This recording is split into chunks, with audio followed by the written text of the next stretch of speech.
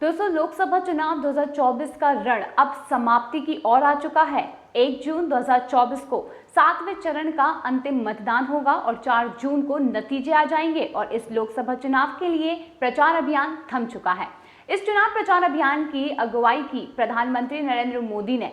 पूरे चुनाव में वो देश भर की यात्रा करते रहे, जनसभाओं को संबोधित करते रहे, रोड शो करते रहे और मीडिया को इंटरव्यू देते रहे।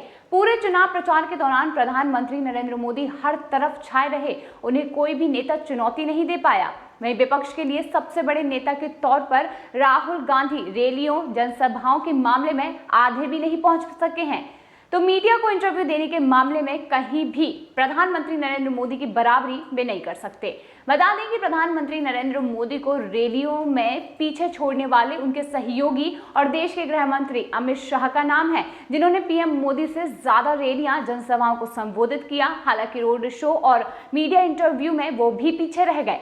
लोकसभा चुनाव 2024 की घोषणा होने के साथ ही चुनाव प्रचार गुरुवार यानी कि 30 मई को थम गया और प्रधानमंत्री नरेंद्र मोदी ने पंजाब के होशियारपुर में अपनी आखिरी रैली की और वह अब तमिलनाडु के रामेश्वरम में ध्यान लगा रहे हैं। पीएम मोदी के अलावा राहुल गांधी, बीजेपी अध्यक्ष जेपी नड्डा, उत्तर प्रदेश के मुख्यमंत्री योगी आदित्यनाथ, पश्चिम बंगाल की मुख्यमंत्री ममता बनर्जी, कांग्रेस की नेता प्रियंका गांधी जैसे बड़े नेताओं ने आखिरी दिन जनसभाओं, रैलियों में हिस्सा लिया। ममता बनर्जी ने चुनाव प्रचार के आखिरी दिन कोलकाता में 8 किलोमीटर लंबी पदयात्रा भी निकाली। अब बताते चलें कि लोकसभा चुनाव के 7वें और आखिरी चरण में 1 जून को मतदान होना है। देश के 8 राज्यों और चंडीगढ़ केंद्र शासित प्रदेशों को मिलाकर कुल 57 सीटों पर मतदान होना है और इसी चरण में प्रधानमंत्री नरेंद्र मोदी की वाराणसी सीट भी शामिल है। तो योगी आदित्यनाथ का गढ़ गोरखपुर भी, वहीं चंडीगढ़ और पंजाब के साथ ही बिहार और अन्य राज्यों में भी मतदान होना है। लोकसभा चुनाव 2024 में प्रधानमंत्री नरेंद्र मोदी ने कुल मिलाकर 206 सार्वजनिक कार्यक्रमों में हिस्सा लिया।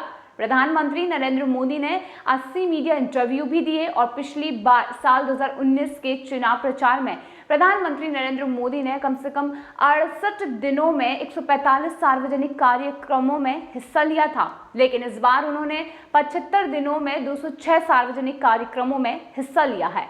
लोकसभा चुनाव 2024 के 7 चरण वाले लंबे चौड़े चुनावी कार्यक्रम के दौरान दिग्गजों ने जमकर जोर लगाया है। प्रधानमंत्री नरेंद्र मोदी के बाद अमित शाह ने कुल 188 रैलियां, रोड शो जिनमें हिस्सा लिया। गृह मंत्री अमित शाह द्वारा पार्टी के चुनावी कार्यक्रम में भी इसमें जोड़ लिए जाएं तो संख्या 221 तक पहुंच जाती है। गृह मंत्री अमित शाह ने पूरे चुनाव में हवाई मार्ग और सड़क मार्ग से करीबन 1,10,000 किलोमीटर की दूरी कवर की है। वहीं कांग्रेस नेता राहुल गांधी ने 107 रैलियां और रोड शो किए हैं, तो वहीं अखिलेश यादव ने 69 रैलियों में और 4 रोड शो में हिस्सा लिया। वहीं ममता बनर्जी ने 61 रैलियों में और रोड शो और पदयात्राओं में हिस्सा लिया। बीजेपी के अध्यक्ष जेपी नड्डा ने 2 अप्रैल 2024 से 31 मई 2024 तक 23 राज्यों और 4 केंद्र शासित प्रदेशों का दौरा किया और उन्होंने 125 लोकसभा सीटों पर प्रचार किया और 134 चुनावी सभा और रोड शो भी किए। इसके साथ ही जेपी नड्डा ने चुनाव में कुल 85,957 किलोमीटर की यात्रा की और इस दौरान रक्षा मंत्री राजनाथ सिंह भी खूब सक्रिय रहे और उन्होंने कुल 101 चुनावी कार्यक्रमों में हिस्सा लिया। उन्होंने 94 रैलियों की और इसके साथ ही उन्होंने रोड शो भी किया। कांग्रेस की अगर बात की जाए तो राहुल गांधी, प्रियंका गांधी वाड्रा और मल्लिकार्जुन खड़गे भी खूब सक्रिय तो दिखाई दिए, लेकिन प्रधानमंत्री नरेंद्र मोदी को पीछे नहीं कर पाए। सबसे ज्यादा सक्रियता तो प्रियंका गांधी की रही, इसके साथ ही जिन्होंने 140 से ज्यादा रैलियां और रोड शो किए। इस दौरान उन्होंने मीडिया से 100 बार बातचीत भी की। तो वहीं मल्लिकार्जुन खड़गे ने 100 से ज्यादा रैलियां, 20 से ज्यादा प्रेस कॉन्फ्रेंस और 50 से ज्यादा इंटरव्यू दिए। हालांकि बिहार के नेता अभी भी सभी से आगे निकल चुके हैं। बिहार में तेजस्वी यादव ने 6 अप्रैल से कुल 251 जनसभाओं को संबोधित किया, तो वहीं बिहार के डिप्टी सीएम विजय कुमार सिन्हा ने 551 छोटी बड़ी जनसभाओं को संबोधित किया।